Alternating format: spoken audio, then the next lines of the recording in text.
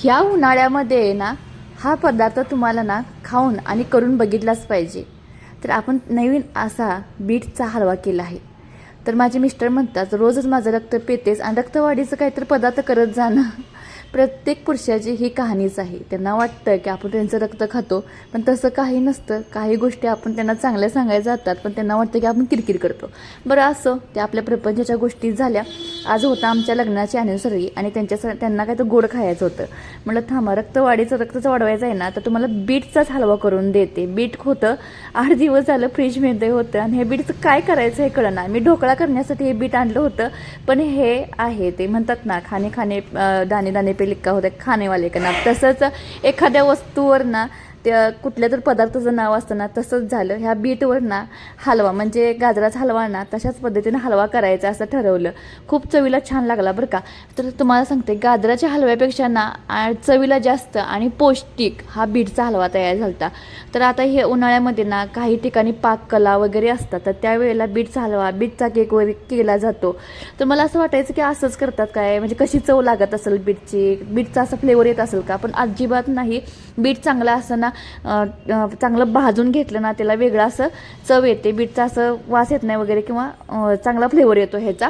तर मी वरचं साल काढून हे किसून घेतलं. हे एकच बीट होतं त्यामुळे तेवढंच, आणि मला वाटलं की आणि जरा 2-3 बीट असते तर बरं झालं असतं. शेजारपाजा दिलं असतं तर शेजारपाजासुद्धा खुश झाले असते.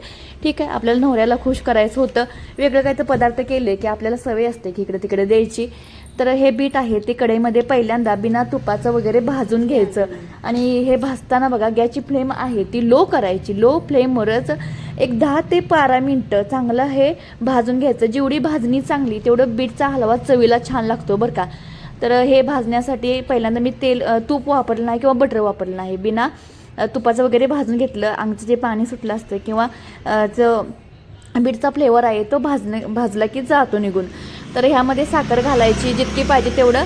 तर थोडीशी साखर कमी घाला, कारण की बीट अगोदरच गोड असतं. तर माझ्या एवढं डोक्यात आलं नाही, त्यामुळे साखर थोडीशी जास्त झाली मी हे करताना हलवा करताना. त्यामुळे इथं साखर थोडीशी कमी घाला. लागले तर आणि तुम्ही ॲड केली तरी चालतं. आता घालायचं तूप. साखर छान असं वितळली जाते आणि ती वितळल्यानंतर त्यामध्ये सुद्धा हे गाजराचा हलवा छान असा शिजला जातो. अगदी तुम्हाला वाटणार नाही की बाबा गाजराचाच हलवा असा केला जातो, चवीला चांगला लागतो. काही नाही, बीटचा हलवा सुद्धा छान चवीला लागतो, पौष्टिक असतो. विशेष म्हणजे त्यामध्ये दूध घालायचं. तूप घातलं होतं 2 चमचा मी. साखर घातली आहे, दूध घातलं आहे. दूध घालून ह्या दुधामध्ये आता बीटाचा हलवा हा शिजवून घ्यायचा. तर शिजत असताना त्यामध्ये विलायची घालायची. अगदी गाजराचा हलवा असताना तसाच फ्लेवर लागतो विलायची घातली की. आणि 2-3 गोष्टी मी ह्यामध्ये ॲड केल्या आहेत. ते मिल्क माइंड वगैरे आहे ते घातलं आहे. ते खीरमध्ये घालतात ते, म्हणजे कसं छान चव लागते, क्रीमी टाईपमध्ये लागतं. त्यामुळं नक्की तुम्ही सुद्धा असेल तर वापरा, नसलं तरी सुद्धा चालतं बरं का. काय विशेष असं काय मला वाटलं नाही. तर घातलं आहे ते सुद्धा छान शिजवून घ्यायचं. तर हलवा तयार करण्यासाठी मला अर्धा ते पाऊण तास लागला, कारण की ह्याची भाजणी चांगली झाली की बीटचा हलवा चांगला होतो बरं का, चवीला छान लागतो, अगदी क्रीमी टाईप लागतो. मुलांना चांगलं दिसण्यासाठी आणि माझ्या नवऱ्याला देण्यासाठी मी छान असं गार्लिश करून दिलतं बरं का हे बीटचा हलवा. आणि माझ्या नवऱ्याला खूप आवडला. अगदी फ्रीज उघडून आहे ना ते वाटीमध्ये ठेवला होता थंड होण्यासाठी, त्यांना थंड आवडतं म्हणून. तर सारखं 10 मिनिटाला जायचं आणि ते घास खायचं आणि मागायचं. तर आता वाटीमध्ये काढून घेत आहे बघा. बीट झाला किती छान दिसत आहे बघा. असं रोज 1 चमचा खाल्लं तर काय आपलं रक्त वाढलं. आणि नवऱ्याचं म्हणा, घरातल्या कोणी जे रक्त कमी असेल त्यांना एक घास हे बीटचा हलवा करून द्या. तर वाटीमध्ये काढून घेतलं आहे. एक मात्र लक्षात ठेवा, साखर थोडीशी कमी वापरा. माझ्याकडून थोडीशी जास्त झाली आहे. गार्लिश केलं आहे, नाही गार्लिश केलं तरी चालतं, पण मी इथं व्हिडिओ टाकायचे आहे म्हणून इथं गार्लिश केलं आहे. नवऱ्याला द्यायचं आहे म्हटल्यानंतर ॲनिव्हर्सरीला काय तर दिलं पाहिजे ना.